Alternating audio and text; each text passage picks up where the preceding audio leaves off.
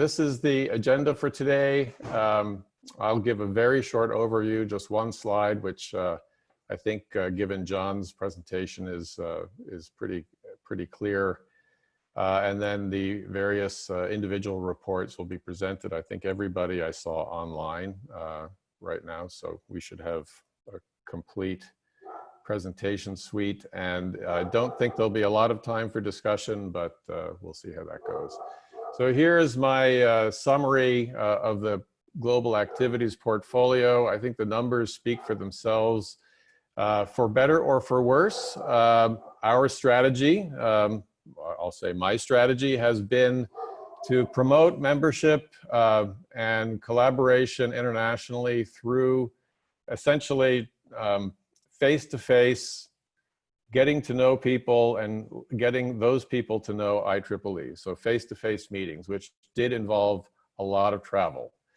Obviously, this year, since travel is highly restricted, we cannot spend the travel money, for one thing, so the budget is not spent, and we have not been able to conduct many of our planned activities, and it's unlikely that those will be conducted in 2020. Travel is something you're very good at. I have to tell you, in the last 5 months, my life has gotten much better. Just hanging out at home has really been good for my health.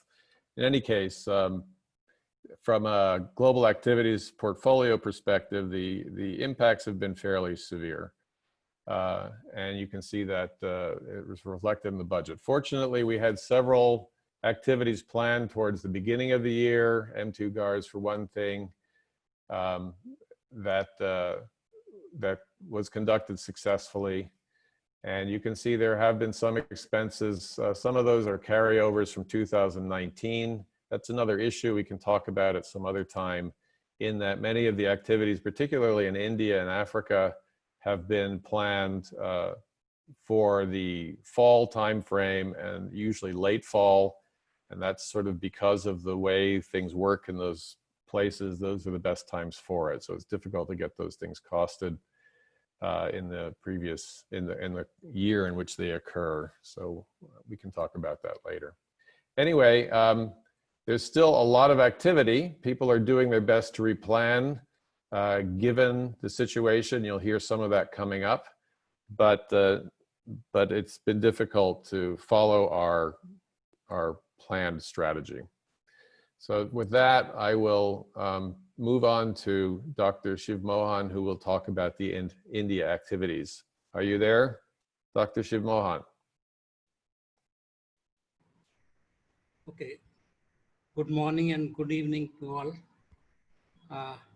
My presentation is focusing on what we are doing in order to have a potential growth of GRSS in this country. And for each activity, in back of our mind is always that we have to grow it further so that the society is known not only to the people, but its quality of people and quality of work, what we are doing. That should be also equally important. So I move to first slide. While doing that, we need people and leaders in the country, those who can gather the good people who can continue with the goal what we are looking for. And mostly I feel that these are the people, those who have initiated GRSS in this country and brought to a level that it is now known in most of the academic institutes in the country, and its value is becoming known day by day. So the founding chairs are always important, because starting the society at that level for a region is really too difficult, because India, we have, I have always told that the cost of membership is really high for Indian people. $100 per annum seems to be high. So many are not there, but many are still there. So both kind of opinion. So anyway, it is happening and people are coming and joining the societies. Next slide. Now over 7 years, we have now grown to 372 with 0 or 1 or 2 membership in 2013, started by global director that time, Professor Borner, and subsequently taken up by Dr. Paul Lozan, and who is continuously giving lot of support to the people in our country in various manner. And that is how we are progressing further. And on an average, we have for each section, we have 1 chapter now, except this is what is missing. And there are few smaller section here, which we are not considering at the moment, but we are considering 8 chapters,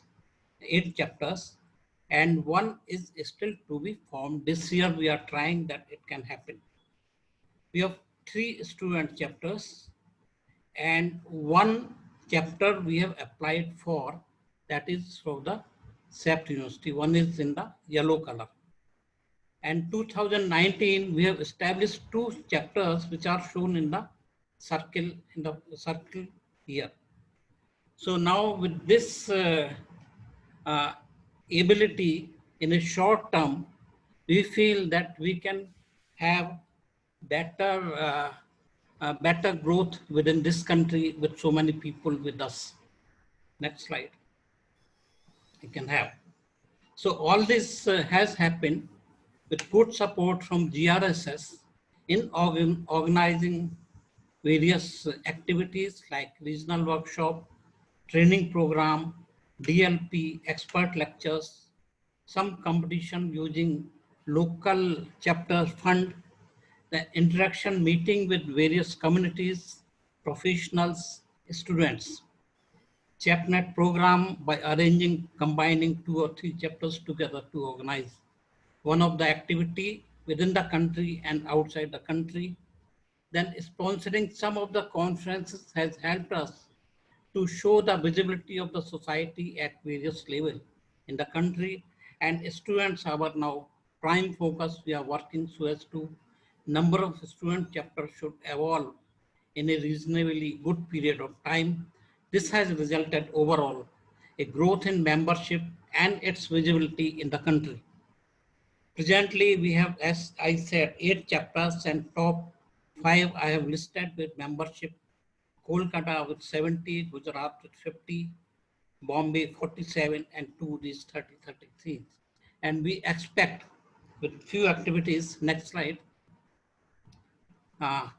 Now, with the first international conference, regional conference, which we intend to do in India, has become a little problem in implementing because of COVID-19 situation in the country and all over the world. So there were papers what we expected are not to the extent, because the people have reported that they are not able to have access to their laboratories and no tool is available, so it's not possible to come out. And the second thing is they need approval from the government to get their paper published. So some of the things have not happened, but still there were a lot of papers beyond our expectation. Around 120 papers are received. And we are doing this as a virtual meeting now, with a limited scope in terms of smaller conference, or it will be called virtual meeting, and it will have accepted paper of the quality what is mostly in the IEEE conferences. It will have tutorials, as we plan mostly will be the virtual tutorials, and some activities like WIE, IEEE, and industry activity. We are trying to involve industries also in this meeting, and we have worked out a budget of 14,000 K for the organizing this. Now, IGARS 2020 as a in-person conference, we have shifted to as INGAS 2021 during same period. That means 6 to 10 December 2021, and we are likely to do that process of submitting the application to IEEE soon. Maybe this week we will be doing. So now we can go to next. Now, in order to enhance, now the society is known in other important societies of India, that means Indian Society of Geomatics, Indian Society of Remote Sensing, those who are organizing similar conferences in the country every year.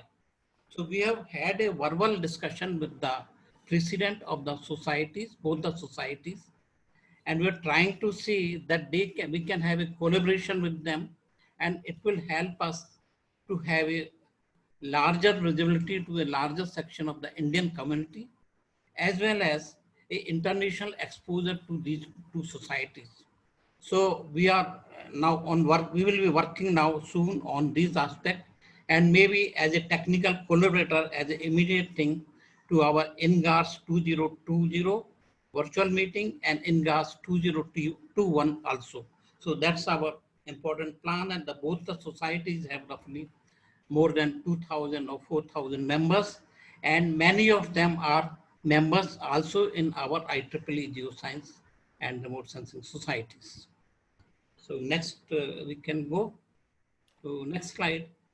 So on an average with the activities, what we are doing in the country for last 2 years, I'm monitoring, it is about 25 people per year. We are increasing the number, but we expect this year, obviously the expenditure is much less than what we thought of, but we are trying to give more campaign of IEEE through virtual INGAS 2020 by allowing student community, if they have a paper, they will be allowed free of cost.